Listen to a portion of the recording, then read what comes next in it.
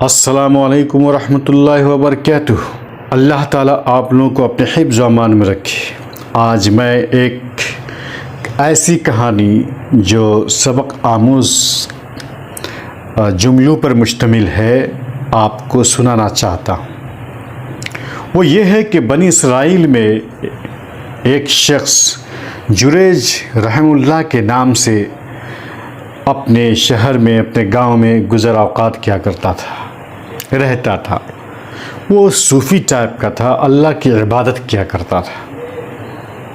اپنے گاؤں سے باہر ایک حجرہ اس نے بنا رکھا تھا جہاں پر بھیڑ بھاڑ اور کراؤڈ نہ ہو، تاکہ وہ اللہ کی عبادت کر سکے۔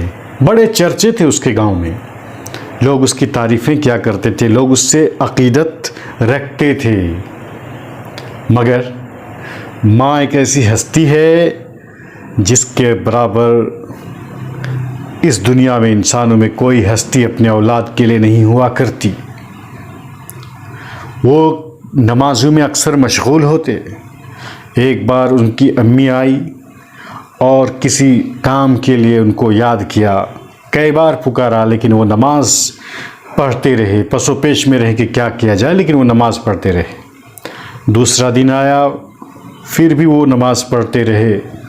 تیسرا دن بھی وہ یہی واقعہ پیش ہوا کہ اس کی امی آئے، ان کو بلاتے رہے، مگر وہ پس و پیش میں رہ کر وہ نماز ہی پڑھتے رہے۔ لیکن ان کا دل بے چین تھا کہ میں کیا کروں، لیکن انہوں نے نماز پڑھنے کو کیا دی، ترجیح دی۔ ادھر ماں، یہاں نماز۔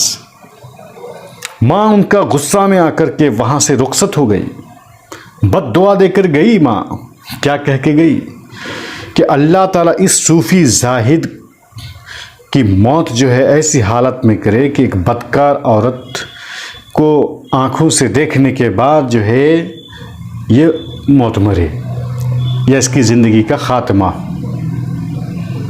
ہوا یہی کہ اس کے چرچے تھے، عبادت میں مصروف رہتے تھے، مشغول رہتے تھے اور اللہ کو بہت یاد کرتے تھے۔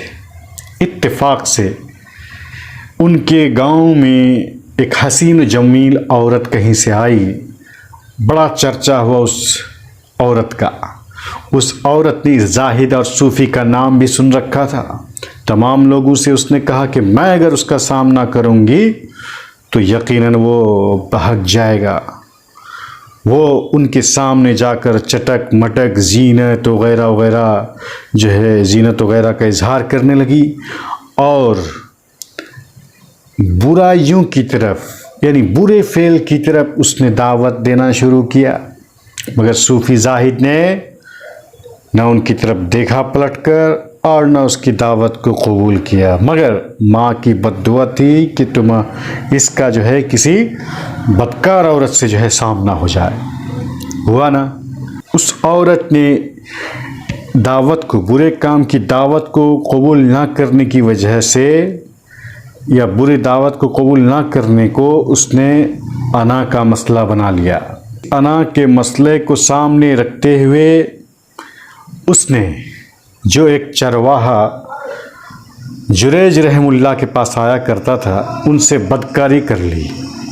اس نتیجے میں ایک بچہ پیدا ہوا، اور وہ بچہ جو اس کی گود میں تھا اس بدکار عورت کے، اس نے لوگوں کے درمیان یہ باور کرا دیا کہ یہ بچہ اس صوفی اور زاہد کا ہے جس کے تم لوگ چرچے کرتے ہو، جس کے تم لوگ عقیدت مند ہو، جس کے تم لوگ گن گاتے ہو۔ لوگ ان کے پاس گئے، وہ اوپر رہتے تھے اور اس کو مارتے پیٹتے اذیت دیتے نیچے لایا، اور جب انہوں نے وجہ پوچھی تو بتایا کہ یہ بچہ کس کا ہے۔ انہوں نے نماز پڑھنا شروع کیا اور بچے سے ڈائریکٹ انہوں نے پوچھا، تو بچے نے جواب دیا کہ میں فلاں چرواہا کا بیٹا ہوں۔ کہنے کا مطلب یہ ہے کہ دو بار اس بدکار عورت کا سامنا کن کو ہوا؟ جریج رحم اللہ کا۔ کیوں؟ کیونکہ اس نے ماں کی نافرمانی کی تھی، کیونکہ اس نے ماں کا دل دکھایا۔